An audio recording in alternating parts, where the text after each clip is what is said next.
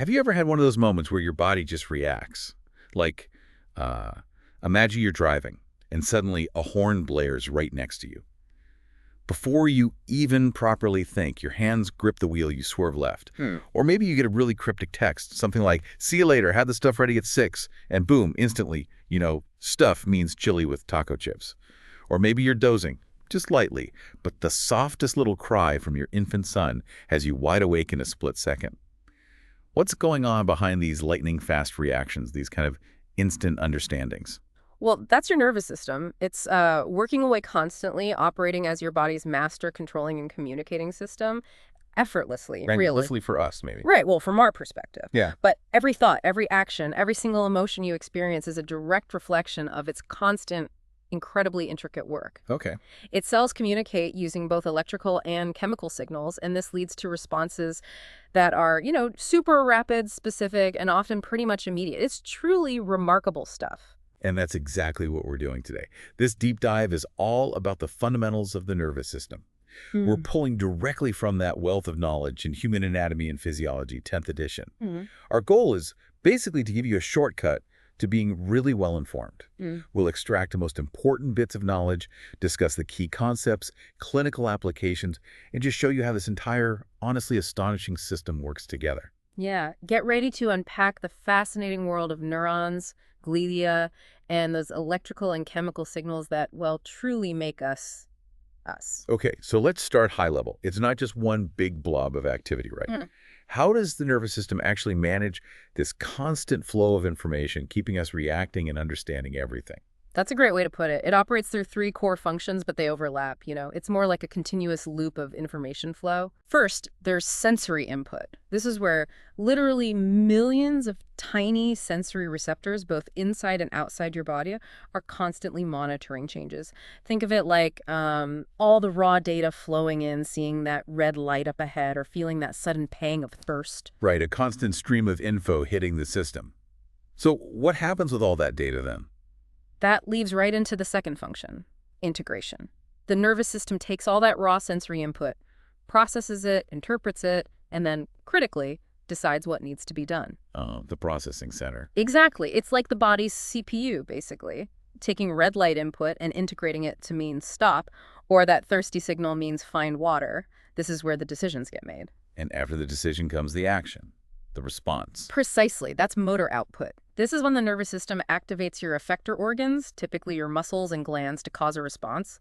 So with the red light, the motor output sends signals to your foot to hit the brake pedal. Or lifting that glass of water if you're thirsty. Yes, exactly. It's this seamless, continuous loop, often happening in milliseconds. Sensory input, integration, motor output, over and over. It's incredible how fast that loop completes, connecting a stimulus right through to a response. Now, where does all this amazing processing and communicating actually happen? Anatomically, how's the nervous system organized? Okay, so it's primarily divided into 2 main parts. First, you've got the central nervous system, or CNS. This consists of your brain and your spinal cord, which are safely tucked away inside your dorsal body cavity. The command center. Absolutely. This is the integrating and command center. It interprets all that sensory input coming in and dictates the motor output going out, drawing on reflexes, current conditions, even past experiences to decide what to do. So CNS is the control tower. What about the huge network that connects everything else up? That would be the peripheral nervous system, or PNS. It's basically everything outside the CNS. It's composed mainly of nerves, which are really just bundles of axons extending out from the brain and spinal cord, and also ganglia, which are collections of neuron cell bodies outside the CNS. So nerves and ganglia. Right. And these peripheral nerves act as the communication lines, the vast network linking every single part of your body back to the CNS command center. Okay, so CNS makes the calls. PNS is the messenger system. And within that messenger system, the PNS, it has even more specialized jobs, doesn't it? It does, yeah. The PNS has 2 main functional subdivisions. First, there's the sensory division, which is also called the afferent division. Afferent, meaning carrying toward. Exactly, carrying toward. And that's precisely what these nerve fibers do. They convey impulses to the CNS from all those sensory receptors throughout your body. So feeling a touch on your arm, or, I don't know, the warmth of the sun, that's sensory information traveling through these afferent fibers. Are there different kinds of these sensory messengers? Yep. There are somatic sensory fibers. These carry impulses from your skin, your skeletal muscles, and your joints, generally things you're consciously aware of. Then you have visceral sensory fibers.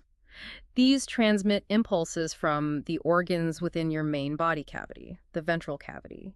Things like the feeling of a full stomach, or maybe a stretched bladder. They keep the CNS informed about your internal state, stuff you're not always consciously tuned into. Right. And if that's the input division, there must be an output division too, carrying signals away. That's the motor division or efferent division of the PNS. Efferent, meaning carrying away. This division transmits impulses from the CNS out to your effector organs, your muscles and glands, activating them to cause that motor response we talked about. Okay, so this is where the body actually does something. Uh-huh. And within this motor side, we have the systems we kind of know about, the voluntary and involuntary ones. Yes, exactly. You have the somatic nervous system. This is made up of somatic motor nerve fibers that conduct impulses from the CNS directly to your skeletal muscles. The ones we control. Right. We often call this the voluntary nervous system because it allows us conscious control over movements, contracting your biceps to lift something or pressing the brake pedal. Makes total sense. What about the other side, the automatic stuff, the things we don't consciously control? That falls under the autonomic nervous system, or ANS. These are visceral motor nerve fibers. They regulate the activity of smooth muscles, cardiac muscle, your heart and glands. The involuntary system. Also known as the involuntary nervous system, precisely because we generally can't consciously control things like our heart pumping away, or food moving through our digestive tract, or even that sort of complex knowing you mentioned earlier, like realizing stuff means chili. That involves autonomic responses tied to emotion and memory, too. And the ANS, it has its own two famous subdivisions, right? The ones that often seem to work against each other like a gas pedal and a brake. They do. You have the sympathetic division, which mobilizes body systems during activity. Think fight or flight. Gets your heart racing, makes you breathe faster, gets you ready for action. Then there's the parasympathetic division. This conserves energy and promotes sort of housekeeping functions during rest. Things like digesting your meal or bringing your heart rate back down after the stress is over. They're typically working in opposition, maintaining this really crucial balance in the body. So we circle back to those first examples, the horn blaring, the quick swerve, or waking instantly to your baby's cry. That's the whole system in action. Sensory input, CNS integration, PNS motor output, all working together super fast, often without us even thinking about it. Precisely. And that instant understanding about the chili from just the word stuff, that's your nervous system performing really complex memory retrieval and association, integrating past experience with the current input to deliver that knowing response. It's a powerful example of how our entire reality is orchestrated by this incredible system. Okay, now that we've got the big picture, the flow of information, let's zoom right in. What are the actual physical building blocks that make up this incredible system? We're talking about the cellular level now. The neuroglia and the neurons. Let's start with the support crew, the nerve glue. The neuroglia. Right, the neuroglia or glial cells. These are smaller cells that are closely associated with neurons. And you're right, for a long time, people thought they were just passive support, literally nerve glue. Just holding things together. Yeah, but we now know they have so many vital functions. In the CNS, they actually outnumber neurons by about 10 to 1, believe it or not, and make up roughly half the mass of the brain. They're incredibly active participants. Wow, 10 to 1. So definitely not just passive scaffolding. They're really multitasking. And there are different types, 4 in the CNS, 2 in the PNS. That's right. In the CNS, we have 4 key types. First, astrocytes. The name literally means star cells, and they kind of look like it. They're the most abundant and versatile type. Think of them as the multifunctional housekeepers of the brain. Housekeepers. How so? Well, they physically support and brace neurons, anchoring them to their nutrient supply lines, the capillaries. They also help guide young neurons during development, help form synapses, the connections between neurons, and critically, they control the chemical environment around neurons to sort of mop up leaked potassium ions and recycle neurotransmitters. Okay, that's a lot. And what's really fascinating is that recent research shows they even participate in information processing themselves. They're not just passive bystanders. So they're doing everything from plumbing to cleanup and maybe even some thinking. What about the brain's dedicated immune cells? Those would be the microglial cells. These are small, sort of ovoid cells with thorny processes. They constantly monitor the health of neurons. Like tiny watchdogs. Exactly. And when they sense trouble like injured neurons or invading microorganisms or even just dead neuron debris, they transform into a special type of macrophage. They then phagocytize, basically eat those invaders or the cellular trash. This protective role is absolutely critical because the regular immune system has limited access to the CNS, making microglial cells the brain's unique first responders. Okay. Then we have cells lining the cavities. Yes, the ependymal cells. They range in shape from squamous to columnar and are often ciliated, meaning they have little hairs. They line the central cavities of the brain and spinal cord. What do they do there? They form a permeable barrier between the cerebrospinal fluid, or CSF, that's the fluid cushioning the brain and cord, and the tissue fluid bathing the actual CNS cells. And their cilia, those little hairs, actually help circulate the CSF, which is crucial for cushioning and transport. Right, keeping the fluid moving. And finally, the myelin makers in the CNS. Those are the oligodendrocytes. They have fewer processes, fewer arms than astrocytes. They line up along the thicker nerve fibers in the CNS and wrap their processes tightly around them. And in doing so, they produce that insulating covering called a myelin sheath, which is super important for speeding up signals. We'll definitely come back to that. Okay. Now, moving out to the PNS, the peripheral system, there are two different types of neuroglia there. Correct. In the PNS, we have satellite cells. These surround the neuron cell bodies located in the peripheral nervous system ganglia. They're thought to have functions pretty similar to the astrocytes back in the CNS, basically supporting and regulating the environment right around those peripheral neuron cell bodies. Supporting the cell bodies. And the other PNS type, the one involved in nerve repair. Ah, yes, the Schwann cells, which are also called neurolemmacytes. These surround all nerve fibers in the PNS, and they form the myelin sheaths around the thicker nerve fibers out there. Functionally, they're similar to the oligodendrocytes in the CNS in making myelin, but critically, Schwann cells are also vital for the regeneration of damaged peripheral nerve fibers, a capability that's largely absent in the CNS, unfortunately. That's a key difference. Okay, so that's the amazing support staff, the neuroglia, keeping everything running. Now let's turn to the main event, the stars of the show, the true communicators, the neurons themselves. What makes these cells so special? Neurons are the structural units of the nervous system. They're typically large, highly specialized cells uniquely designed to conduct messages, which we call nerve impulses. They have some really incredible characteristics. First, extreme longevity. They live a long time. A lifetime, potentially. Given good nutrition and a stable environment, they can function optimally for your entire life. That's amazing for a cell. But what about dividing? I know most cells replace themselves, but neurons generally don't. You're right. Neurons are generally amitotic. That means once they mature and take on their roles, they lose their ability to divide. So if they're destroyed, say by injury or disease, they typically cannot be replaced. This is a big reason why injuries to the brain and spinal cord can be so devastating. However, there are a few surprising exceptions. We now know there are stem cells in the olfactory epithelium for smell and in certain regions of the hippocampus involved in memory that can produce new neurons throughout life. So there's some potential there. A little bit of hope for regeneration, and I also recall they're real energy hogs. Absolutely. They have an exceptionally high metabolic rate. Neurons need continuous, abundant supplies of oxygen and glucose. They literally cannot survive for more than a few minutes without oxygen. Wow. Which dramatically underscores just how critical consistent blood flow to the brain and spinal cord is for, well, everything we do. Okay, let's break down their basic structure. They all have that central part, the cell body, and then these arm-like extensions. Tell us about the neuron cell body. Right. The neuron cell body, also called the soma or sometimes the pericaryon, it's essentially the neuron's main factory or biosynthetic center. It contains the nucleus and the cytoplasm. And it's packed with machinery for making proteins and membranes, things like the chromatophilic substance, also called Nissl bodies, and a really well-developed Golgi apparatus. Mitochondria are everywhere, providing the energy for that high metabolic rate. And the cell body itself can receive signals. Yes, interestingly, the plasma membrane of the cell body also acts as a receptive region, receiving information from other neurons. It's not just the dendrites. Okay. And a quick terminology check. Clusters of these cell bodies, they have different names depending on where they are, CNS versus PNS. Ah, yes, an important detail. Clusters of cell bodies inside the CNS are called nuclei, but clusters of cell bodies outside the CNS in the PNS are called ganglia. Nuclei in the CNS, ganglia in the PNS, got it. Moving out from the cell body, we have the neuron processes, those arm-like extensions, and again, bundles of these have different names too. That's right. Bundles of neuron processes inside the CNS are called tracts. But bundles of processes outside the CNS are what we call nerves. And there are two main types of processes extending from the cell body: dendrites and axons. Let's start with dendrites. What's their main job?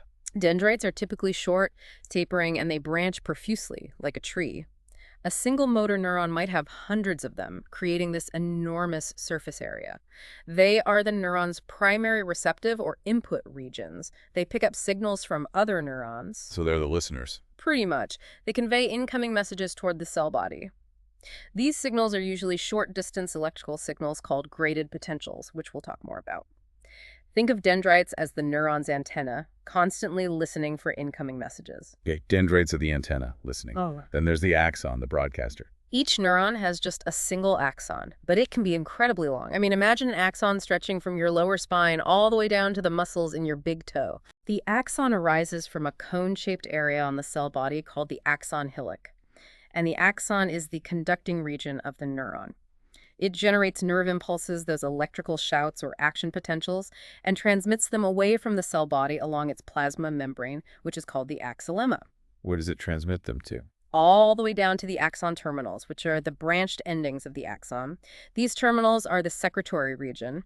When the nerve impulse arrives, they release chemical messengers called neurotransmitters into the tiny space outside the cell. And those neurotransmitters talk to the next cell. Exactly. They then either excite or inhibit other cells, neurons, muscles, glands, allowing that single neuron to communicate its message, potentially to thousands of other cells simultaneously. Given how incredibly long some axons are, how do essential things like energy packets, building blocks get transported all the way down to those terminals and maybe even back up? That's where axonal transport comes in. It's like a sophisticated, highly organized internal transport system within the axon, almost like a tiny subway. A subway inside the axon. Yeah. Substances like mitochondria, components for the membrane, enzymes, they're all moved along protein tracks called microtubules by little ATP-dependent motor proteins. It's an active process. And this movement happens in both directions. Anterograde transport moves things away from the cell body down to the terminals delivering new materials, and retrograde transport moves things back towards the cell body, maybe recycling old components or sending signals back about the condition of the terminal. And this amazing subway system, it can unfortunately be hijacked, can it? With some pretty serious consequences. Unfortunately, yes. Certain viruses like polio, rabies, herpes simplex, and also some bacterial toxins like the tetanus toxin, they actually exploit this retrograde axonal transport. They essentially hitch a ride on the neuron's own internal transport system to travel back up to the neuron cell body. Oh, wow. And once they get there, they can cause significant neural damage. It's a stark reminder of how intricate these cellular systems are and also how vulnerable they can be. Definitely. Now, you mentioned the myelin sheath earlier when we talked about oligodendrocytes and Schwann cells. That insulating layer, what exactly is it and why is it so critical for communication speed? Right, the myelin sheath. It's a whitish, fatty, segmented covering found around many nerve fibers, especially the long ones or those with a large diameter. Its main functions are to protect and electrically insulate the axon. But most critically, it dramatically increases the transmission speed of nerve impulses. Like insulation on a wire. Exactly like the plastic coating on an electrical wire. It prevents the electrical signal from leaking out, keeps it strong, and makes it travel much, much faster. Myelinated fibers conduct impulses very rapidly, whereas non-myelinated fibers conduct them much more slowly. And an important point, only axons are myelinated. Dendrites are always non-myelinated. So it's a real speed booster for our nerve signals. How is this insulation actually formed? You mentioned Schwann cells in the PNS and oligodendrocytes in the CNS. Right. In the PNS, myelin sheaths are formed by Schwann cells. A single Schwann cell wraps itself around a segment of an axon in a kind of jelly roll fashion. As it wraps, it squeezes its cytoplasm out, leaving behind many concentric layers of its plasma membrane tightly coiled around the axon. Okay. But there are crucial gaps in this sheath, called myelin sheath gaps, or more traditionally, nodes of Ranvier. These occur at regular intervals along the axon, and axon branches, called collaterals, can emerge at these gaps. It's also worth noting that some thinner PNS nerve fibers are non-myelinated. In this case, a single Schwann cell might partially enclose several axons without forming that tight multi-layered coil. And in the CNS, is it the same process with oligodendrocytes? Similar, but with key differences. In the CNS, myelin sheaths are formed by oligodendrocytes. Unlike a Schwann cell, which myelinates just one segment of one axon, a single oligodendrocyte can extend its processes to coil around segments of as many as 60 different axons simultaneously, so it's much more efficient in a way. Wow, one cell covering parts of 60 axons. Yeah. CNS myelin sheaths also have those myelin sheath gaps, the nodes, but they lack that outer collar of cytoplasm that you find in the PNS sheaths formed by Schwann cells. This difference in myelination explains the distinction we often hear about between white matter and gray matter in the brain and spinal cord. Exactly. Regions of the brain and spinal cord that contain dense collections of myelinated fibers are called white matter. They look white because of the whitish, fatty myelin. These regions are primarily fiber tracts, the highways of the nervous system. Gray matter, on the other hand, contains mostly neuron cell bodies and non-myelinated fibers.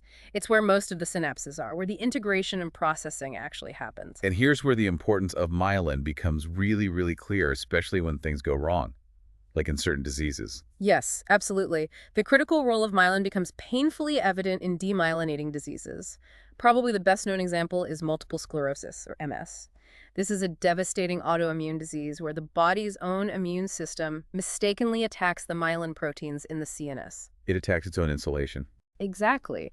This gradually destroys the myelin sheaths, leaving behind hardened scar tissue called sclerosis, hence the name multiple sclerosis. When the myelin is lost, it's like a frayed electrical wire.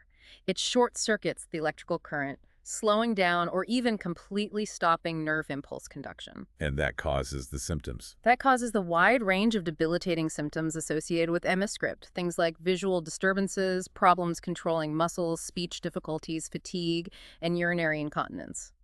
The variable nature of MS, with periods of relapse and remission, is thought to relate, in part, to the nerve fibers attempting to compensate by inserting new sodium channels into the demyelinated areas. And it's not just diseases like MS script. Other things can mess with nerve impulse conduction too, right? Even everyday things. That's true. Local anesthetics, like the Novocaine you get at the dentist, are a perfect example. They work by blocking the voltage-gated sodium channels in the nerve membranes. Ah, so the channels needed for the action potential. Right. If sodium can't rush in, the action potential can't be generated. No action potential means no nerve impulse, and therefore no pain signal reaches your brain. Also, common experiences like exposing a limb to intense cold or applying continuous pressure can interrupt blood flow. This hinders the delivery of oxygen and nutrients to the neurons, temporarily impairing their ability to conduct impulses. Think about your foot going to sleep after sitting awkwardly. Yeah, that pins and needles feeling. That's often due to the temporary impairment of nerve conduction from pressure.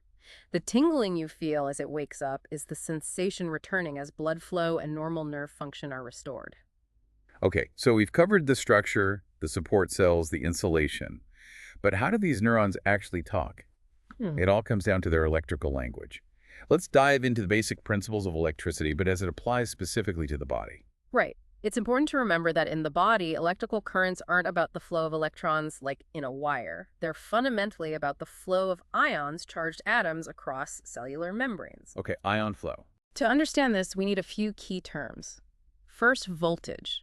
This is the measure of potential energy generated by separated electrical charges. It's measured in volts, or usually millivolts, MV, in biological systems. Crucially, voltage is always measured between 2 points. It's a potential difference. Think of it like the pressure difference in a water pipe. More pressure difference means more potential for flow. Okay, voltage is the potential, the pressure difference.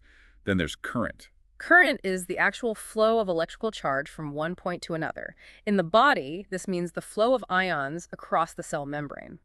How much current flows depends on the voltage, the driving pressure, and also on resistance. Resistance being whatever hinders the flow. Exactly. Resistance is the hindrance to charge flow. In neurons, the plasma membrane itself provides resistance. Materials with high electrical resistance are called insulators, like that myelin sheath we discussed. Materials with low resistance are conductors, like the watery fluids inside and outside the neuron, which are full of ions. And this all ties together mathematically with Ohm's law, right? Precisely. Ohm's law gives us the relationship. Current I equals voltage V divided by resistance R, or I equals VR. So the current flow is directly proportional to the voltage, more pressure, more flow, and it's inversely proportional to the resistance, more hindrance, less flow. It makes intuitive sense. Okay, so how do these ions actually move across the neuron's membrane to create this current, this flow? It's all about specialized channels, isn't it? Yes, absolutely. The plasma membrane isn't just a uniform barrier, it's peppered with various protein channels, and these channels are often very selective, allowing only specific ions to pass through. Some are leakage channels, also called non-gated channels. These are basically always open, allowing ions to leak across the membrane down their concentration gradients. Like a slow, constant drip. Kind of, yeah. But then there are gated channels. These have molecular gates that can open and close in response to specific signals, allowing the neuron to control ion flow much more precisely. And what kind of signals open these gates? There are three main types of gated channels. Chemically gated channels, also called ligand-gated channels, open when an appropriate chemical, typically a neurotransmitter, binds to the receptor part of the channel. Okay, chemical key opens the gate. Right. Then there are voltage-gated channels. These open and close in response to changes in the membrane potential itself, so changes in the electrical pressure across the membrane trigger them. Electrical signal opens the gate. Yep. And finally, mechanically gated channels. These open in response to physical deformation of the receptor, like when you apply pressure to your skin. These are found in sensory receptors for touch and pressure. So ions move through these various channels, but which way do they actually go? Is it just random which way they flow through an open channel? Oh, definitely not random. Ions move along their electrochemical gradient. This is a really crucial concept. It's the combination of two forces acting on the ion. First, the chemical concentration gradient. Ions tend to move from an area where they are highly concentrated to an area where their concentration is lower. Downhill, concentration-wise. Exactly. And second, the electrical gradient.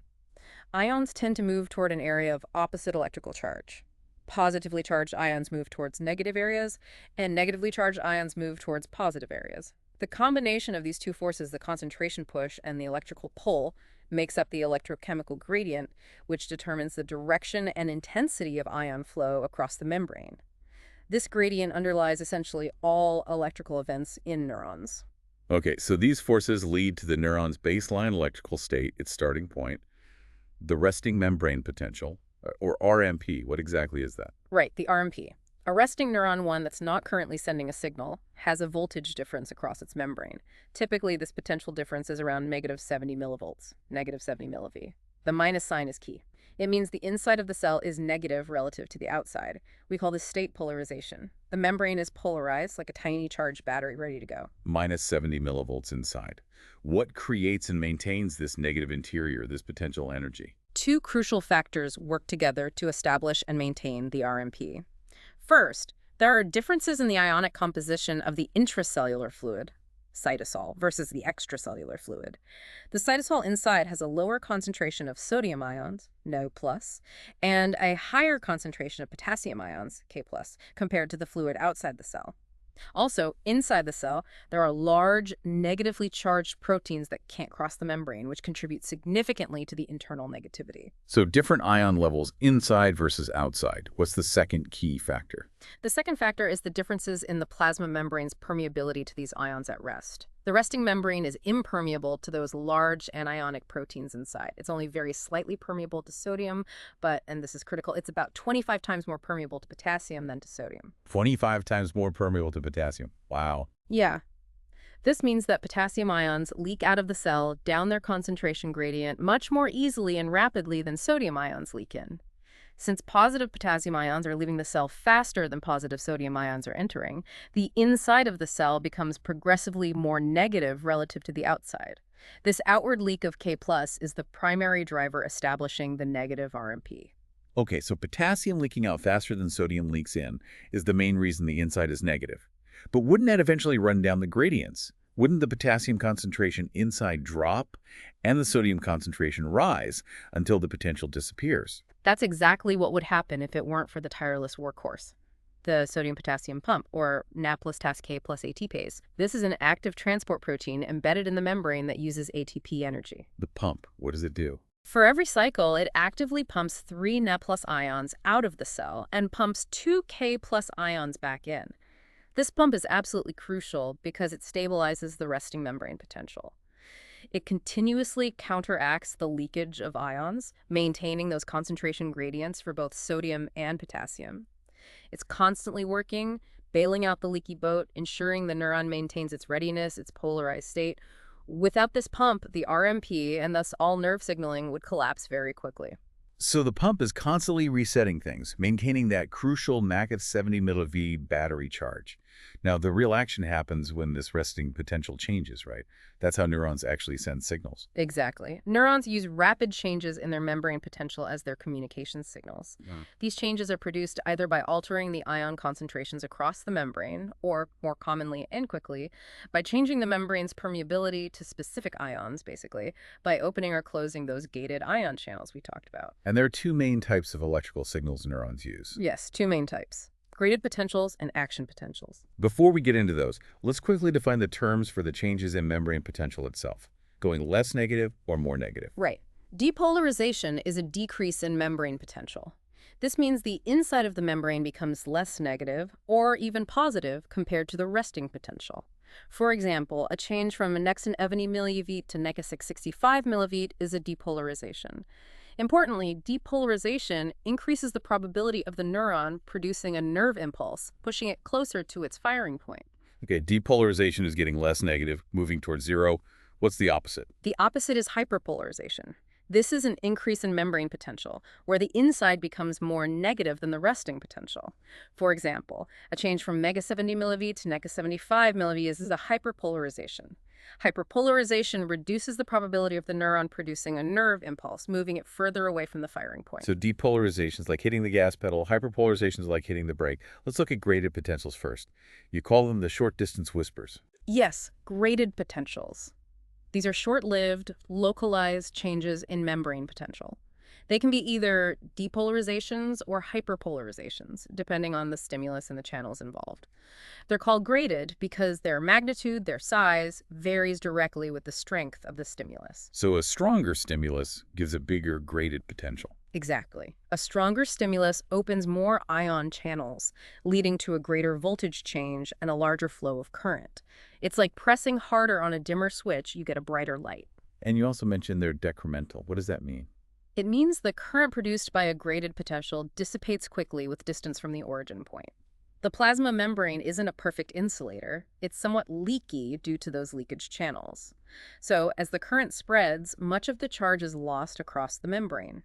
Consequently, graded potentials can only act as signals over very short distances, maybe just across the cell body or along a dendrite. So they fizzle out quickly. What's their purpose then? They're essential because they often act as the initial trigger signals that can initiate the much more powerful long-distance signals, the action potentials. Examples include receptor potentials generated by sensory neurons or postsynaptic potentials generated at synapses. Okay, so graded potentials are local, short-range signals, variable in size, that can potentially build up to trigger the big one. Now let's talk about that big one. Action potentials, or APs. The long-distance shout. Action potentials, yes. These are the principal way neurons send signals over long distances down their axons. An AP is a brief but large reversal of membrane potential.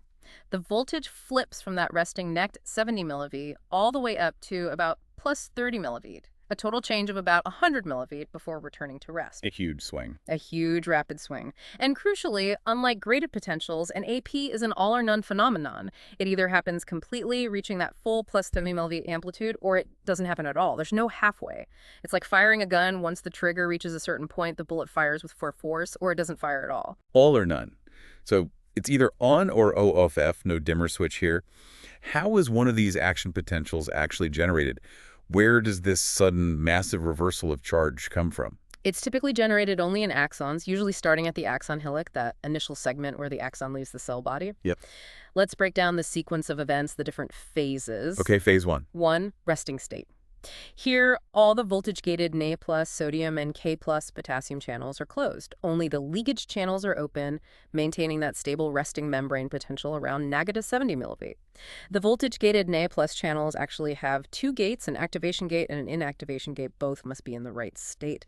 The K plus channels just have 1 slower gate. Okay, everything's waiting. Phase 2. 2, depolarization. This is where it kicks off. Local currents spreading from those graded potentials reach the axon hillock and start depolarizing the axon membrane. As the membrane potential becomes less negative and reaches a critical level called the threshold, often around -55 to -50 milliV, it triggers a dramatic change. Threshold, the trigger point. Exactly. Reaching threshold causes the voltage-gated Na+ channels to rapidly snap open their activation gates. Because there's a huge electrochemical gradient pushing Na+ into the cell, sodium ions flood into the axon.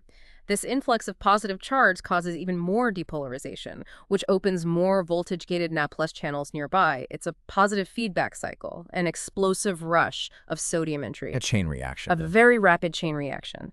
This causes the membrane potential to rapidly overshoot zero and climb all the way up to about +30 milliV, making the inside of the cell momentarily positive compared to the outside. Okay, so a massive self-amplifying rush of positive sodium ions flips the voltage.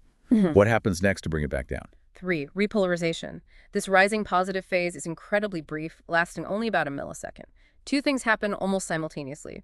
First, the inactivation gates of those voltage-gated Na+ channels begin to close, stopping the influx of sodium. Second, the slower voltage-gated K+ channels finally open. Potassium channels open now. Yes.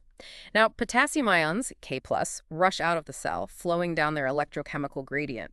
This outward flow of positive charge starts to restore the internal negativity of the cell, bringing the membrane potential back down towards the resting level. This phase is called repolarization. Getting back towards negative, is that it? Almost. There's one more phase. 4. Hyperpolarization. The voltage-gated K+ channels are slow to close. So for a brief period, more K+ ions leave the cell than necessary to just restore the resting potential. This causes a slight undershoot or dip below the resting potential, making the membrane temporarily even more negative than -70 milliV, maybe -75 or -80 milliV. This is called hyperpolarization, or the after hyperpolarization.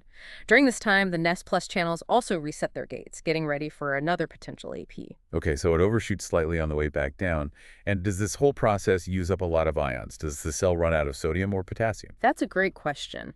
It's important to realize that only very, very small amounts of sodium and potassium ions actually cross the membrane during a single action potential.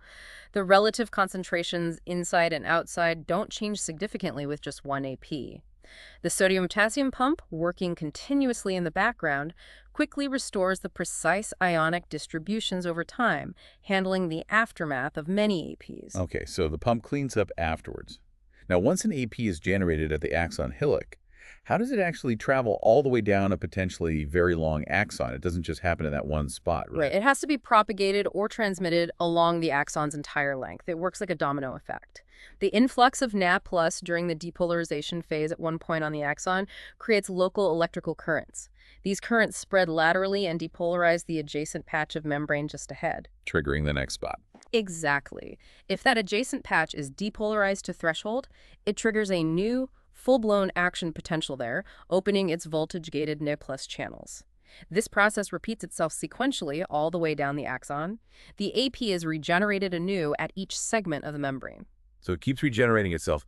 Why does it only travel in one direction, away from the cell body? Why doesn't it go backwards? That's due to the refractory period. The area of the membrane where the AP just occurred is temporarily unresponsive. Its voltage-gated Na+ channels are inactivated and cannot immediately open again, even if stimulated.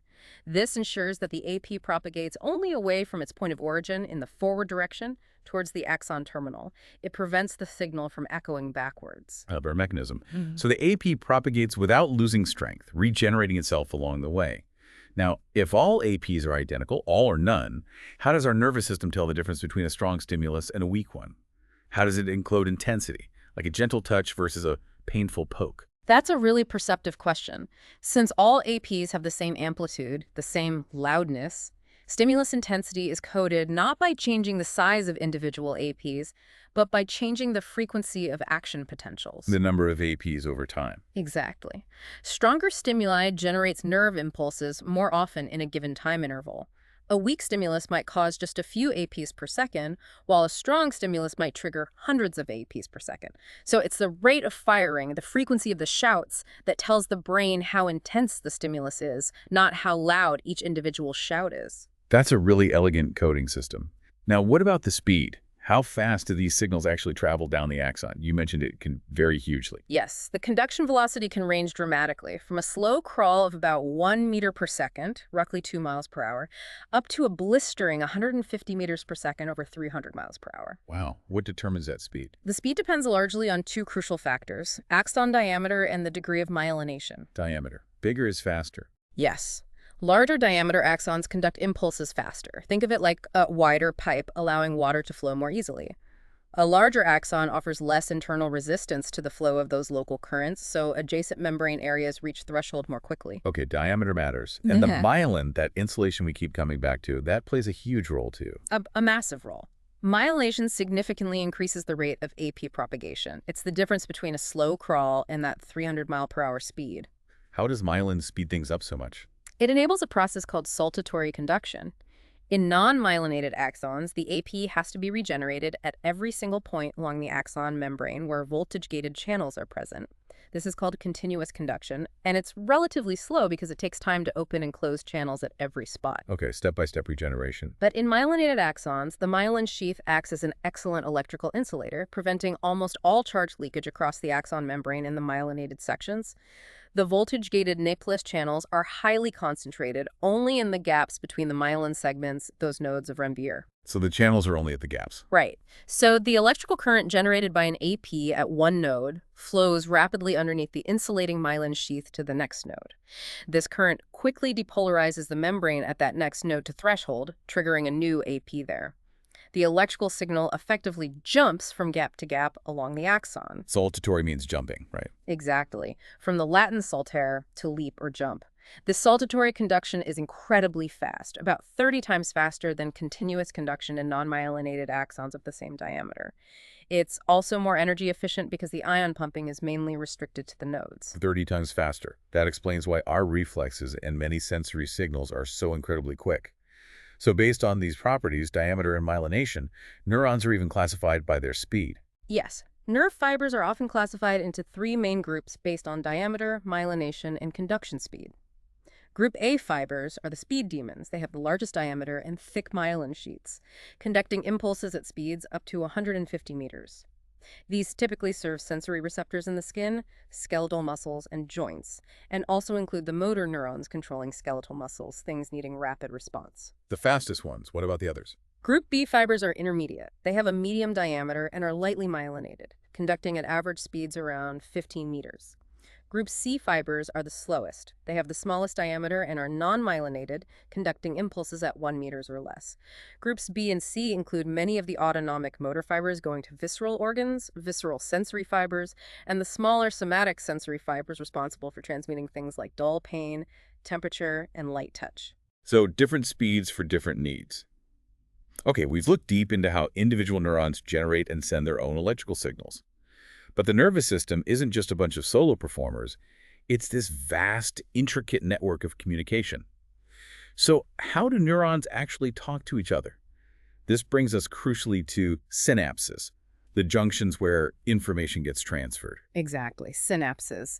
A synapse is the junction that mediates information transfer from one neuron to the next one in line, or from a neuron to an effector cell, like a muscle cell or a gland cell. And there's a sending neuron and a receiving one. Yes. The neuron conducting impulses toward the synapse is called the presynaptic neuron. It's sending the message.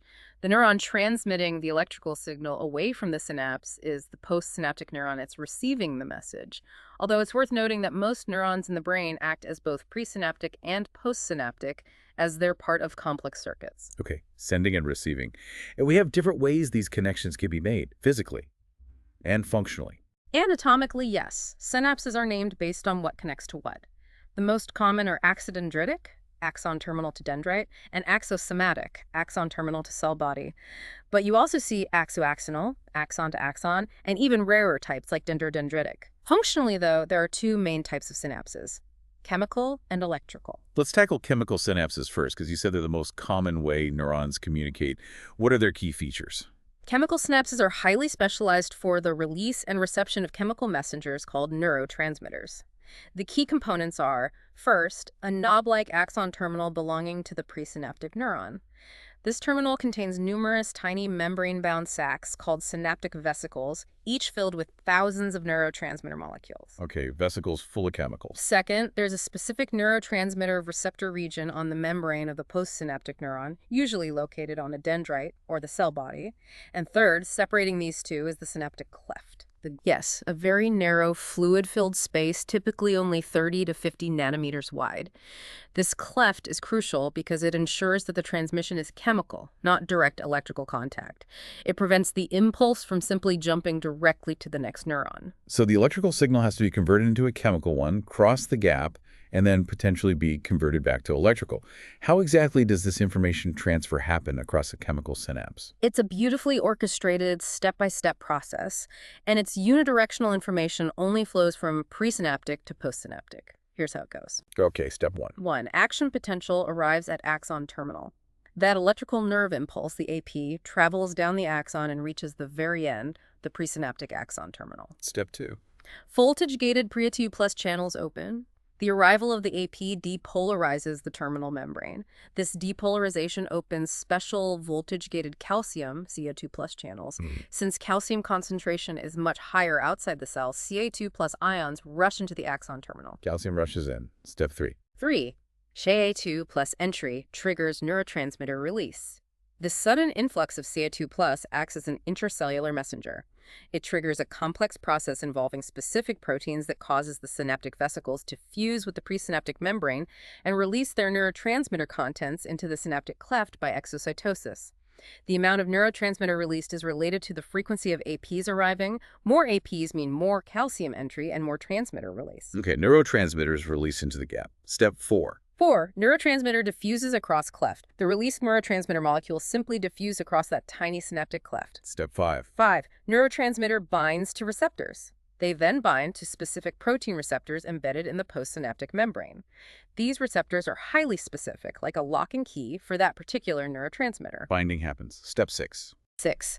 Ion channels open, creating graded potentials. This binding causes the receptor protein to change shape. This change directly or indirectly opens specific ion channels in the postsynaptic membrane. The resulting flow of ions creates a graded potential either excitatory or inhibitory in the postsynaptic neuron. The effect, excitation or inhibition, depends entirely on the type of receptor and the specific ion channel it controls. Okay, a new potential is generated in the receiving neuron. Is that the end? Not quite. One more critical step. 7. Neurotransmitter effects are terminated. The effects of the neurotransmitter can't last indefinitely, or the postsynaptic neuron would be constantly stimulated or inhibited. So the neurotransmitter's binding is temporary, and its effects must be terminated quickly, usually within a few milliseconds. How does that happen? How is it cleaned up? There are 3 main mechanisms for termination. Reuptake, where the neurotransmitter is transported back into the presynaptic terminal or absorbed by nearby astrocytes. Enzymatic degradation, where specific enzymes in the synaptic cleft or on the postsynaptic membrane break down the neurotransmitter. Acetylcholine is a key example here. Or simply diffusion away from the synapse into the surrounding fluid. Reuptake, breakdown, or diffusion. Got it. That's a lot of steps happening incredibly fast. But you mentioned earlier, this is actually the slowest part of the whole nerve communication chain. There's a delay here. Yes, that's the synaptic delay. It's the time required for all those steps: neurotransmitter release, diffusion across the cleft, and binding to receptors. It typically takes between 0.3 and 5.0 milliseconds. While that sounds incredibly fast to us, in the world of neural timing, it makes transmission across a chemical synapse the rate-limiting or slowest step in the overall process of neural transmission. This explains why complex pathways involving many synapses in sequence are inherently slower than simpler reflex arcs with fewer synapses. Interesting. And what's truly fascinating and sometimes scary is how this precise chemical system at the synapse can be manipulated, right? By drugs, for instance, often targeting pleasure pathways. Absolutely. Our brains have a natural reward system, heavily involving the neurotransmitter dopamine released in specific areas like the ventral tegmental area, VTA, nucleus accumbens, and amygdala. This system gives us feelings of pleasure and reinforces behaviors essential for survival, like eating or social bonding. Okay, natural reward. Many drugs of abuse effectively hijack this system, providing an artificial, often overwhelming shortcut to that pleasure. For example, cocaine. It primarily works by blocking the reuptake transporters for dopamine. So it blocks the cleanup crew. Exactly. This means dopamine stays in the synaptic cleft much longer than usual, repeatedly stimulating the postsynaptic receptors. This leads to that intense rush or euphoria associated with cocaine use. However, the brain adapts.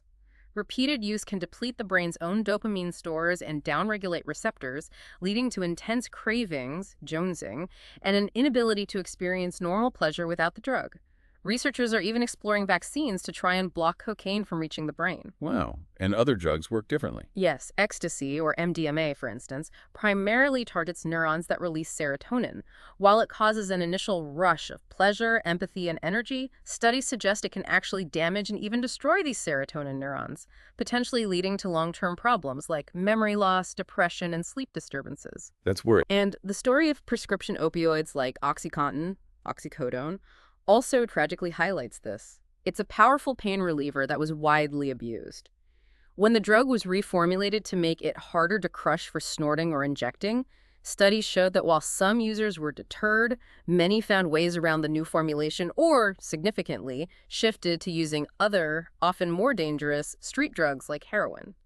It's a powerful and sobering illustration of the brain's intense drive for pleasure and reward, and how profoundly addictive substances can rewire its circuitry. A really stark reminder of the power and vulnerability of our brain chemistry. Now, you mentioned earlier there's a second, much less common type of synapse, electrical synapses. How do they work? Electrical synapses are indeed much rarer in the adult mammalian nervous system compared to chemical ones. Yep. They consist of gap junctions, which are like protein channels called connexins that directly connect the cytoplasm of adjacent neurons. So a direct physical link. Exactly. These gap junctions allow ions and small molecules to flow directly from one neuron to the next. This creates what's called electrical coupling. Because the connection is direct, transmission across electrical synapses is incredibly fast, virtually instantaneous, and communication can often be bidirectional, flowing both ways. So a direct electrical connection, no chemical middleman needed. What are they mainly used for then, if they're less common? They provide a very simple and rapid way to synchronize the activity of interconnected neurons. They're found in brain regions responsible for certain stereotyped movements that require perfect timing, like controlling eye movements. They're also much more abundant in embryonic nervous tissue, where they play a crucial role in guiding neuronal development and ensuring that groups of cells develop together. Interesting. Okay, so going back to chemical synapses, once that neurotransmitter binds to the postsynaptic neuron, what kind of signal does it generate? Is it always excitatory? Does it always push the neuron towards firing an action potential? Not at all. This is where postsynaptic potentials come in, and they can be either excitatory or inhibitory. Remember, the chemically gated channels at these postsynaptic membranes are different from the voltage-gated ones that generate action potentials. They are relatively insensitive to changes in membrane potential themselves and cannot become self-amplifying or trigger an all-or-none response directly.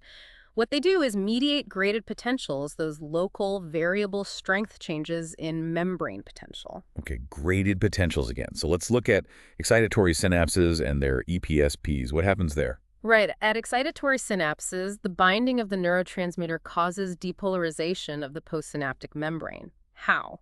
The chemically gated ion channels that open typically allow both Na+ and K+ to pass through simultaneously. Both sodium and potassium. Yes.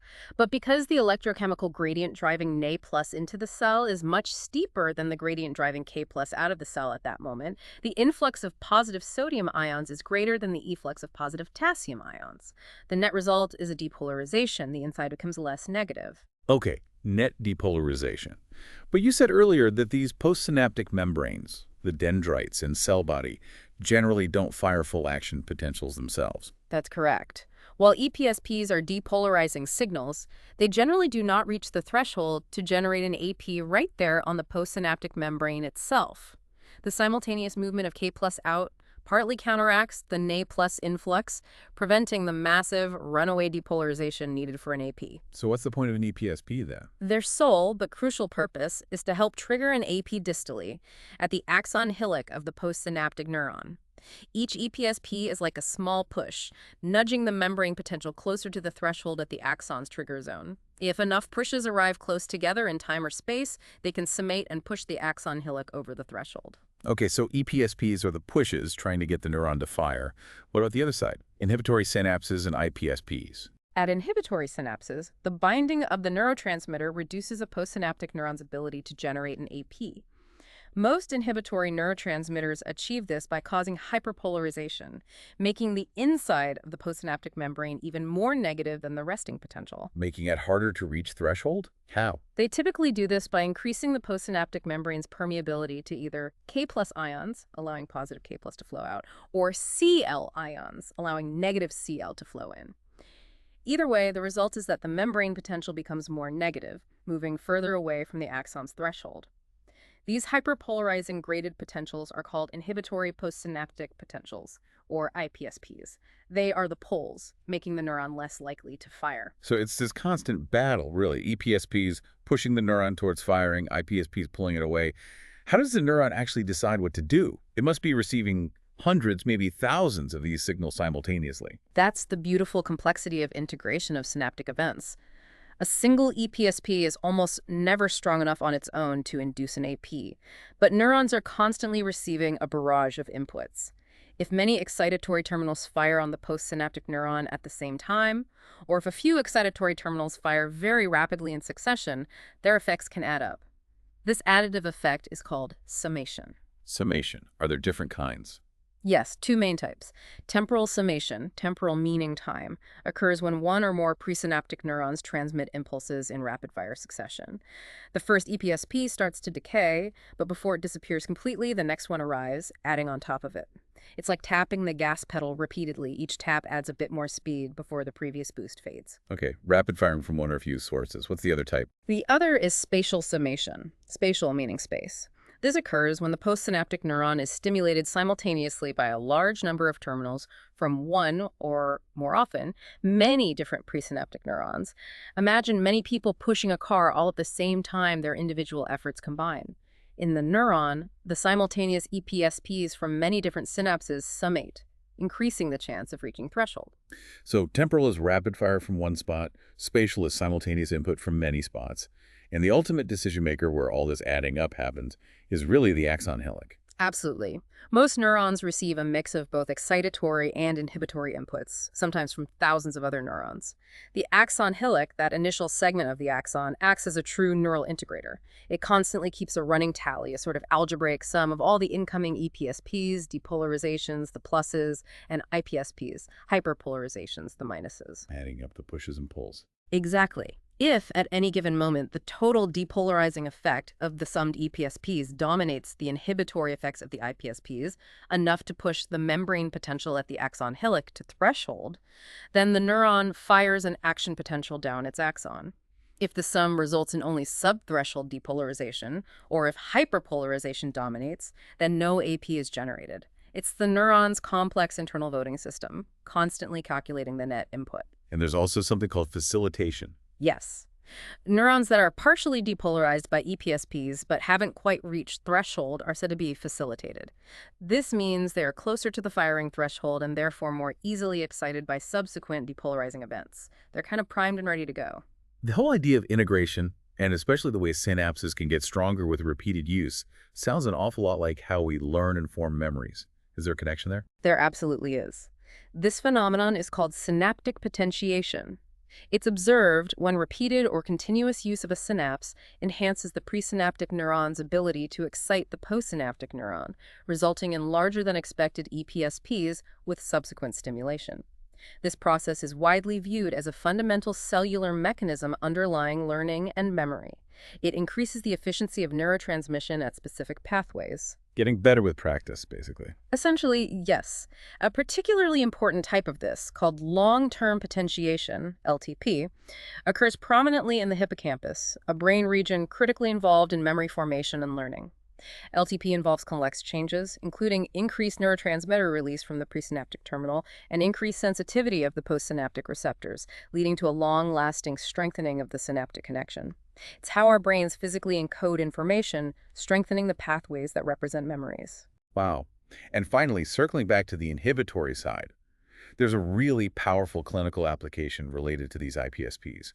How drugs like Valium can work to quiet an overactive nervous system, like during a seizure. Yes, that's a perfect example. Valium, diazepam, and similar anti-anxiety drugs, benzodiazepines, are used to control seizures, which are essentially uncontrolled storms of electrical activity in the brain. They work primarily by enhancing the effects of inhibitory postsynaptic potentials, IPSPs. How do they enhance them? They don't cause inhibition directly themselves, but they significantly boost the effectiveness of the brain's main inhibitory neurotransmitter, GABA, gamma-aminobutyric acid.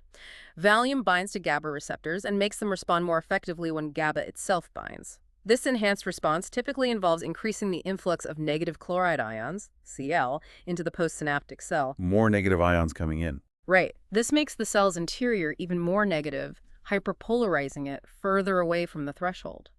This significantly reduces the likelihood that the neuron will fire an action potential, effectively quieting the nerves and dampening that excessive electrical activity seen in seizures or anxiety states. That's a fantastic example of how manipulating these tiny postsynaptic potentials can have such profound effects on overall brain activity. Okay, let's move on now to the chemical messengers themselves. The neurotransmitters. This is the body's vast chemical language, right? Absolutely. Neurotransmitters, along with those electrical signals, APs and graded potentials, are the fundamental tools neurons use to communicate, to process information, and to send messages throughout the body.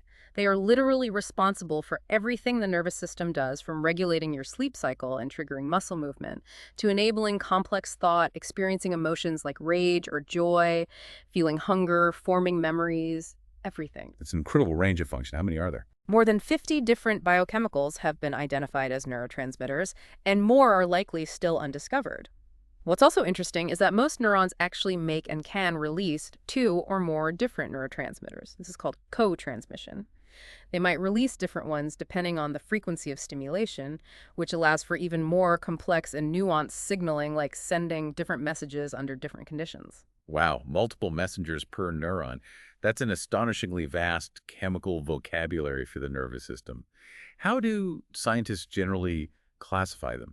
Is it by their chemical structure? Yes, chemical structure is the most common way to classify them. Let's run through the major categories. First, there's acetylcholine, usually abbreviated as NSEH. The classic one. The very first neurotransmitter identified back in the 1920s, and probably the best understood. SE is released at all neuromuscular junctions, the synapses between motor neurons and skeletal muscle fibers, where it excites the muscle to contract.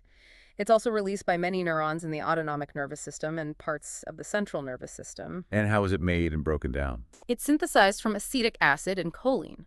After it's released into the synaptic cleft and binds to its receptors, it's very rapidly broken down by an enzyme called acetylcholinesterase, ACE. This quick breakdown is crucial for allowing precise control of muscle contraction. The choline part is then often recaptured by the presynaptic terminal to be reused. And messing with ACE has serious effects. Absolutely. Blocking the action of AC, for example, with certain nerve gases or insecticides, leads to a buildup of AC in the synapse. This causes prolonged depolarization and uncontrolled muscle contractions, leading to spasms and respiratory paralysis. Conversely, the botulinum toxin, Botox, worked by inhibiting the release of AC, causing muscle paralysis. Also, a decrease in ACE-releasing neurons is a hallmark of Alzheimer's disease, contributing significantly to memory loss and cognitive decline. Okay, ACE is a big one. What's the next major chemical category? The biogenic amines. This group includes neurotransmitters that are broadly distributed in the brain and play crucial roles in emotional behavior, regulating the biological clock, sleep-wake cycles, and many other functions. They are synthesized from amino acids. And there are subgroups within the biogenic amines. Yes. First, the catecholamines. This includes dopamine, norepinephrine, NE, also called noradrenaline, and epinephrine, also called adrenaline. All three are synthesized from the amino acid tyrosine. Imbalances in these are strongly linked to various mental illnesses. For instance, overactivity of dopamine pathways is implicated in schizophrenia, while degeneration of dopamine-producing neurons causes Parkinson's disease, leading to tremors and difficulty initiating movement. And drugs often target these. Many do. Amphetamines work by enhancing the release of catecholamines. Many older antidepressants, tricyclics, and also cocaine work by blocking their reuptake, increasing their levels in the synapse. Even hallucinogens like LSD can interact with some of their receptors. Okay, those are the catecholamines. What's the other subgroup of biogenic amines? The indolamines. This primarily includes serotonin, synthesized from the amino acid tryptophan, and histamine, synthesized from histidine. Serotonin is hugely important. It plays roles in regulating sleep, appetite, nausea, migraine headaches, and crucially, mood and emotional states. Many modern antidepressant drugs, the SSRIs, selective serotonin reuptake inhibitors, like Prozac, work by blocking the reuptake of serotonin, thus boosting its effects in the synapse to help alleviate symptoms of depression and anxiety. Right, SSRIs are very common. Yeah. Okay, so after acetylcholine and biogenic amphetamines, what's next? Amino acids themselves can act directly as neurotransmitters. While all cells contain amino acids, specific ones serve as major messengers in the CNS. The key players are glutamate, aspartate, glycine, and GABA, which stands for gamma-aminobutyric acid. We mentioned GABA and glutamate earlier in terms of inhibition and excitation. Exactly. GABA is generally inhibitory and is, in fact, the principal inhibitory neurotransmitter in the brain. It plays a critical role in balancing neuronal excitation and is important in things like presynaptic inhibition. As we discussed, its inhibitory effects are augmented by alcohol, barbiturates, and anti-anxiety drugs like Valium, which explains their sedative or calming effects. And glutamate is the main excitatory one. Yes, glutamate is generally excitatory and is considered the most important excitatory neurotransmitter in the brain. It's absolutely crucial for normal brain function, especially learning and memory formation involved in that LTP process. However, excessive release of glutamate can be toxic to neurons. This happens during conditions like stroke, where oxygen deprivation triggers a massive glutamate release, overexciting neurons to the point of death, a process called excitotoxicity. That's why it's sometimes called the stroke neurotransmitter. Wow, double-edged sword. What about glycine? Glycine is also generally inhibitory, like GABA, but it's the principal inhibitory neurotransmitter mainly in the spinal cord and brainstem. The poison strychnine, for example, works by blocking glycine receptors. This removes inhibition in the spinal cord, leading to uncontrolled convulsions and ultimately respiratory arrest because the diaphragm muscles can't relax. Scary stuff. Okay, amino acids. What else? Peptides, or neuropeptides. These are basically short strings of amino acids that act as neurotransmitters. They have incredibly diverse effects throughout the body. Examples. Substance P is an important mediator of pain signals, transmitting pain information into the CNS. Then there are the amazing endorphins, which include beta-endorphin, dynorphins, and enkephalins. These act as the body's natural opiates. They reduce our perception of pain, especially under stressful conditions like intense exercise, runner's high, or during childbirth. Their release is also thought to contribute to the placebo effect. Morphine and other opioid drugs exert their powerful pain-relieving and euphoric effects by mimicking these natural endorphins and binding to their receptors. The body's own painkillers. Are there others? Yes, many others, including gut-brain peptides like somatostatin and cholecystokinin, CCK, which are produced both in the digestive tract and the brain, playing roles in regulating digestion and satiety, for instance. Okay, peptides. What about purines? Like from DNA? Exactly. Breakdown products of nucleic acids can act as neurotransmitters. ATP, adenosine triphosphate, the cell's main energy currency, is now recognized as a major neurotransmitter in both the CNS and PNS. It can mediate fast excitatory responses or slower responses via second messengers, involved in things like pain perception and sleep regulation. And adenosine itself. Yes, adenosine, which is a part of ATP, also acts as a neurotransmitter, primarily as a potent inhibitor in the brain. It accumulates during wakefulness and promotes sleep. This is where caffeine comes in. Caffeine's stimulant effects are largely due to it blocking adenosine receptors, preventing adenosine from exerting its inhibitory sleep-promoting effects. That's why your coffee wakes you up. Ah, so that's how caffeine works, blocking the sleepy signal. Now, I remember you mentioned something really weird. Earlier, gases acting as neurotransmitters. How does that even work? It does sound counterintuitive, doesn't it? But yes, we now recognize a class of gasotransmitters. The main ones are nitric oxide, NO, carbon monoxide, CO, and more recently discovered hydrogen sulfide, H2S. These really defy the classical definition of a neurotransmitter. Oh, so? Well, first, they're not stored in vesicles and released by exocytosis. They are synthesized on demand. Second, being small, lipid-soluble gas molecules, they simply diffuse out of the cell that makes them and pass directly through the membrane of nearby target cells to bind to intracellular receptors, often enzymes. They don't need surface receptors. Diffusing right through walls. What do they do? NO and CO, for instance, work by activating an enzyme called guanine cyclase, which then makes an intracellular second messenger called cyclic GMP. cGMP. NO is involved in various functions, including learning and memory by strengthening synapses, but excessive release can contribute to the neuronal damage seen in stroke. In the PNS, NO is famous for causing relaxation of smooth muscle, particularly in blood vessel walls, leading to vasodilation, and in the intestinal tract. Drugs like Viagra enhance the effects of NO to treat erectile dysfunction. H2S seems to act more directly on ion channels, and its roles are still being actively researched. Fascinating. And one last chemical class, lipids. Yes, the endocannabinoids. These are lipid molecules produced by the body that act at the same receptors as THC, tetrahydrocannabinol, the main psychoactive ingredient in marijuana.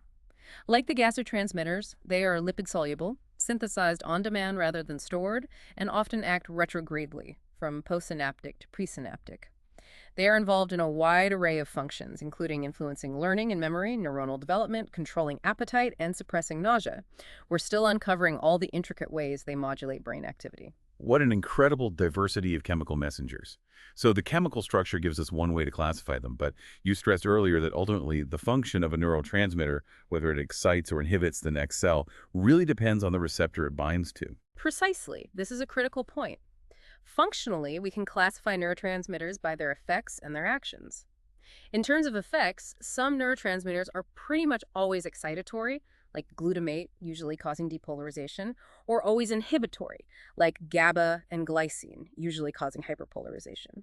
But many others, including major ones like acetylcholine, AC, and norepinephrine, NE, can exert both excitatory and inhibitory effects. How can it be both? It entirely depends on the specific type of receptor protein that the neurotransmitter binds to on the target cell. A neurotransmitter might bind to one type of receptor on, say, skeletal muscle and cause excitation, but bind to a different type of receptor on cardiac muscle and cause inhibition. It's the receptor that dictates the postsynaptic response, not just the neurotransmitter molecule itself. For example, AG excites skeletal muscle cells, binding to nicotinic receptors, but inhibits cardiac muscle cells, binding to muscarinic receptors. So the message depends on who's listening, essentially. And there's also a difference in how they act directly versus indirectly. Yes, that's classification by action. Direct-acting neurotransmitters bind to receptors that are themselves ion channels. These are called ionotropic receptors or channel-linked receptors. When the neurotransmitter binds, the channel opens directly, allowing ions to flow and causing a very rapid change in membrane potential. ASHI, acting at nicotinic receptors and amino acid transmitters like glutamate and GABA, often act directly, provoking quick, simple responses. Okay, direct action, fast response. What's indirect? Indirect-acting neurotransmitters bind to receptors that are not ion channels themselves, but instead activate intracellular second messenger systems, typically through intermediaries called G proteins. These receptors are called G protein-linked receptors, or metabotropic receptors. G proteins and second messengers. Sounds more complicated. It is. When the neurotransmitter binds, it activates the G protein. The G protein then floats along the membrane and activates, or inhibits, an enzyme or an ion channel. If it activates an enzyme, that enzyme produces intracellular chemical signals called second messengers, like cyclic AMP, cyclic GMP, or calcium ions.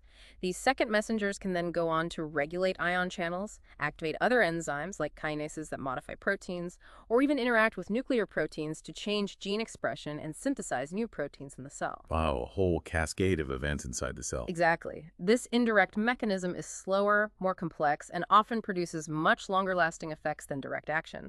It can regulate overall cell excitability, influence metabolism, or even change the cell's structure. The biogenic amines, neuropeptides, and the gasotransmitters typically act indirectly through these metabotropic receptors.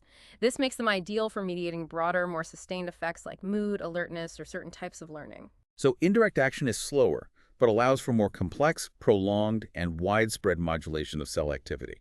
And you also mentioned neuromodulators earlier.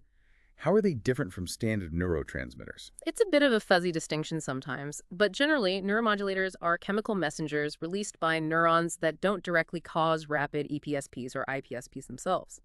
Instead, they act more broadly to affect the strength or likelihood of synaptic transmission happening at nearby synapses, either pre- or postsynaptically. They might enhance or suppress the release of a primary neurotransmitter or change the sensitivity of the postsynaptic neuron to it. Their receptors aren't necessarily located right at a synapse. They can act more diffusely in the local area, fine-tuning the overall excitability or activity level of a group of neurons. Nitric oxide, adenosine, and many neuropeptides often act as neuromodulators. Okay, so they're like volume controls or fine-tuners for the main conversation. This leads us perfectly into thinking about how neurons work together on a larger scale. They aren't just individual players. They form complex teams, circuits, making all our sophisticated behaviors and thoughts possible. This is neuronal organization, circuits of connection. Right. The billions upon billions of neurons in the CNS aren't just randomly scattered. They are organized into functional groups called neuronal pools.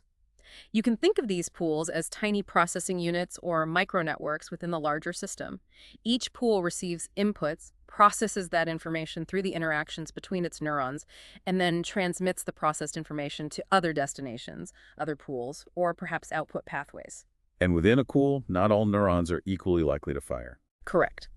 When an incoming fiber stimulates a neuronal pool, the neurons closest to the input fiber, receiving the most synaptic contacts, are most likely to be depolarized to threshold and generate impulses.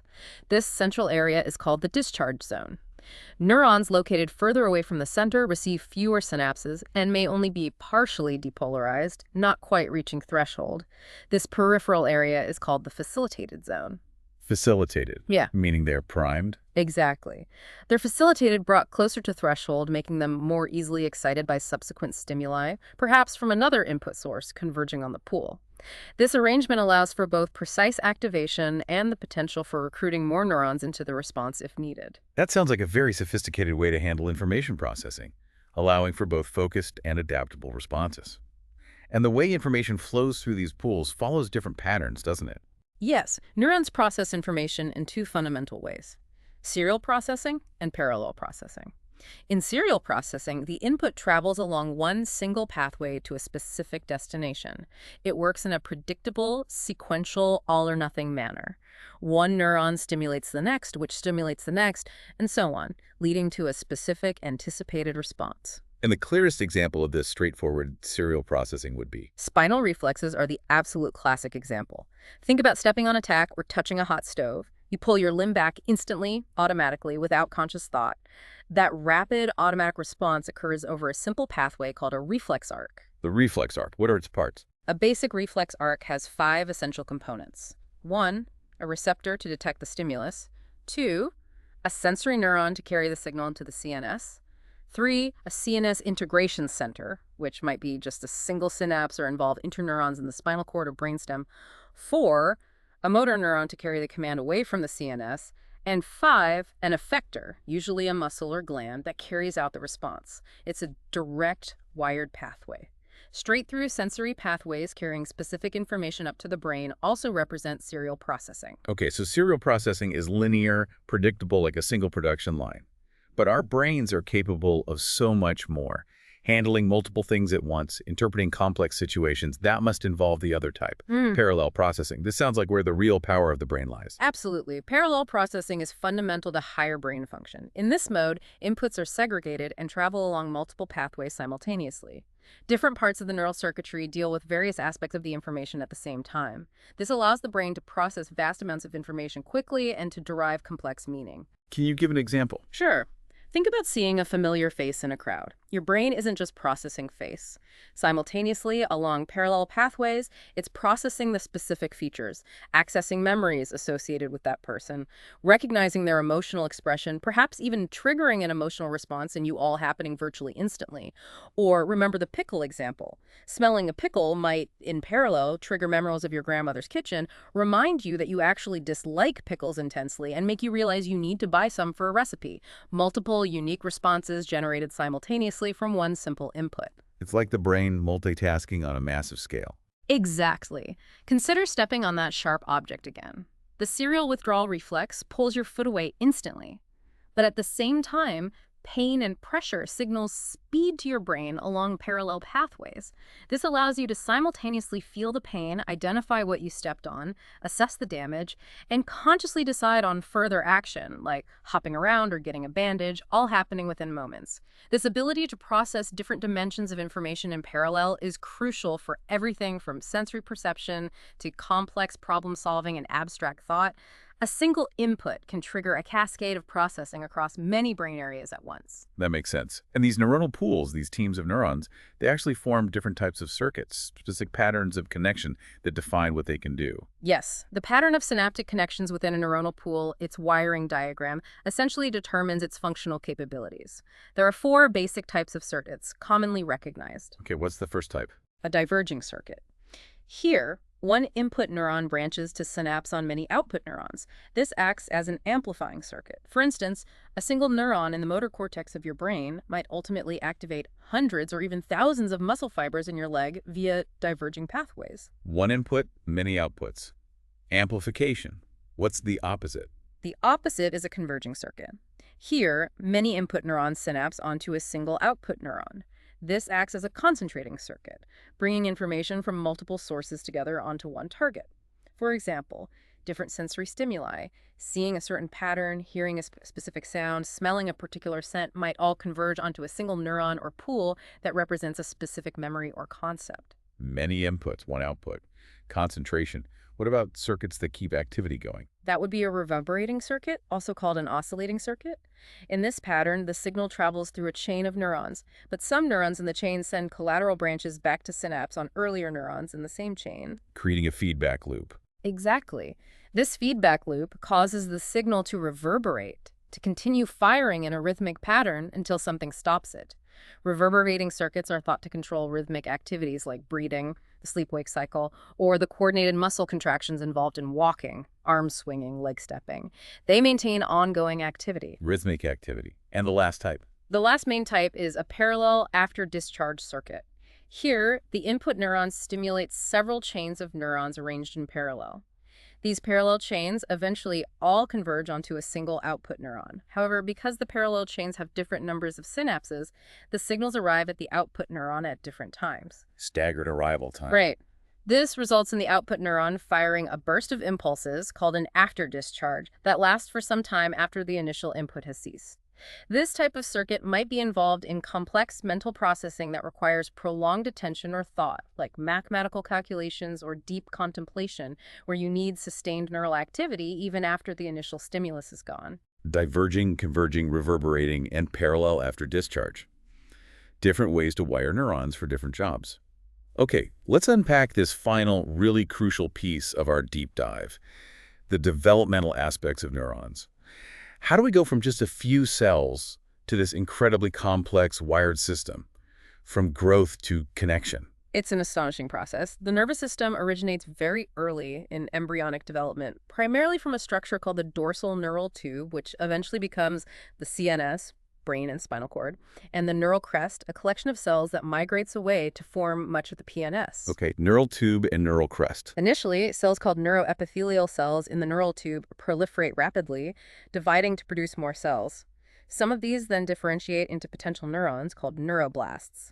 Once formed, these neuroblasts typically become amitotic, they stop dividing, and then they undertake incredible journeys, migrating to their final characteristic positions within the developing brain and spinal cord. They migrate to their assigned spots. Then what? Once they reach their destination, the neuroblasts sprout processes, most importantly, their axons. These axons then have to navigate, often over long distances, through the complex embryonic environment to find and connect with their specific target cells, other neurons, muscles, or glands. Only after making these connections do they become fully mature, functional neurons. How on earth do these tiny growing axons possibly know where to go? It sounds like navigating a maze blindfolded. It's truly one of the great wonders of biology, and we're still uncovering all the details. The growing tip of an axon is a specialized structure called a growth cone. You can picture it as a kind of exploratory hand, or maybe an amoeba, constantly extending and retracting finger-like projections called filopodia. These filopodia feel their way through the environment, sensing chemical cues. Chemical road signs. Essentially, yes. There are several types of guiding signals. Extracellular matrix molecules and cell surface adhesion proteins, things like laminin, integrins, and NCAM, neural cell adhesion molecule, provide physical pathways or sticky spots for the growth cone to adhere to and crawl along. Clinical insight: a lack of functional NCAM, for example, can cause developing neural tissue to become a disorganized, tangled mess, severely impairing function. So physical tracks. What about chemical signals? Then there are diffusible chemicals called neurotropins that act as chemoattractants or chemorepellents. Some signal come this way, like a molecule called mitrin. Others signal go away or don't cross here, like molecules called ephrins or slit. And some signal stop here, you've arrived, like semaphorins. The growth cone has receptors for all these cues. Attractants and repellents guiding it. And critically, throughout this journey, the developing neuron and its axon rely on neurotrophic factors, like the famous nerve growth factor, NGF. These factors are essential survival signals, often provided by the target cells. If a neuron doesn't receive enough neurotrophic support, it might die off. So it's a complex interplay of physical guidance, chemical road signs, and survival factors. Yeah. And the growth cone itself is actively steering. Yes, the filopodia on the growth cone detect these signals. Binding of guidance cues to receptors triggers intracellular signaling pathways, often involving calcium and second messengers, which then rearrange the actin protein skeleton inside the filopodia. This dynamic rearrangement causes the filopodia to move, effectively steering the growth cone and thus the growing axon in the correct direction. It's an incredibly dynamic and precise navigation process. Amazing. And once an axon finally reaches its target area, how does the actual synapse form? Is it just a matter of touching the right cell? It's a bit more specific than just touching. Once an axon arrives in the correct vicinity, it must select the precise site on the target cell for forming a synapse. Then, specialized cell adhesion molecules on both the presynaptic and postsynaptic membranes interact, effectively gluing the two membranes together at that spot. This contact then triggers the recruitment of all the necessary molecular machinery to that site, synaptic vesicles, and release machinery on the presynaptic side, receptors, and anchoring proteins on the postsynaptic side. Building the synapse piece by piece. Do other cells help? Yes. Astrocytes, those glial cells we talked about, play a crucial role here too. They provide essential physical support during synapse formation and even supply cholesterol, a vital component of synaptic membranes. Recent research has shown something remarkable. Dendrites, in the presence of a protein called thrombospondin released by astrocytes, can actually actively reach out and grasp migrating axons, initiating the formation of new synapses. It's a truly collaborative effort between neurons and glia. Wow, dendrites reaching out to grab axons. That's incredible cooperation. Finally, what about neuronal death? Does every neuron that starts developing actually survive and make it into the final network? No, far from it, actually. During development, far more neurons are produced than ultimately survive. If a neuron fails to make appropriate functional synaptic contacts with its target cells, or if it doesn't receive adequate neurotrophic support, it typically undergoes apoptosis, programmed cell death. Programmed cell death. That sounds drastic. It is, but it's a normal and essential part of sculpting the nervous system. Perhaps as many as 2/3 of the neurons initially formed during the embryonic period actually die off before or shortly after birth. This process eliminates neurons that haven't connected properly, ensuring that the final network is efficient and correctly wired. The general amitotic nature of mature neurons, their inability to divide, is thought to be important because their complex function depends on the stability of those carefully formed synaptic connections, which could be disrupted by cell division. But you mentioned those exceptions earlier, stem cells that can make new neurons. Yes, exactly. While large-scale neuron replacement doesn't typically happen after injury in the CNS, the discovery of ongoing neurogenesis, the birth of new neurons from stem cells in specific areas like the olfactory bulb and the hippocampus throughout life, offers a fascinating insight and perhaps future therapeutic possibilities. And there you have it. We've really taken an in-depth deep dive today into the incredible complexity of your nervous system. It's just mind-boggling, really, from the tiny supportive neuralia managing the environment to the vast networks of neurons communicating through that intricate dance of electrical signals and diverse chemical messengers. It truly is amazing. This system allows for everything from those lightning-fast, unconscious reactions to the most nuanced experiences of emotion, the storage of vast memories, and the generation of complex thoughts. It's constantly monitoring your internal and external world, integrating information and orchestrating appropriate responses, allowing you to navigate and interact with everything around you. We often take it completely for granted, but it's this invisible symphony happening every single second. Indeed. So maybe the next time you react instinctively to something, or recall a vivid memory, maybe even that chili with taco chips, or perhaps just grasp a complex idea, take a moment. Consider the astonishing silent symphony playing out inside you, billions of specialized cells working in perfect concert. And maybe even consider this. What new connections, what new pathways are being formed or strengthened in your own brain right now, even as you listen and learn from this deep dive, shaping your unique ongoing journey of understanding. That's a fantastic thought to end on. Thank you so much for guiding us through that intricate world today. And a huge thank you to all of you for joining us on this exploration of the nervous system. We really appreciate you being part of our last-minute lecture family.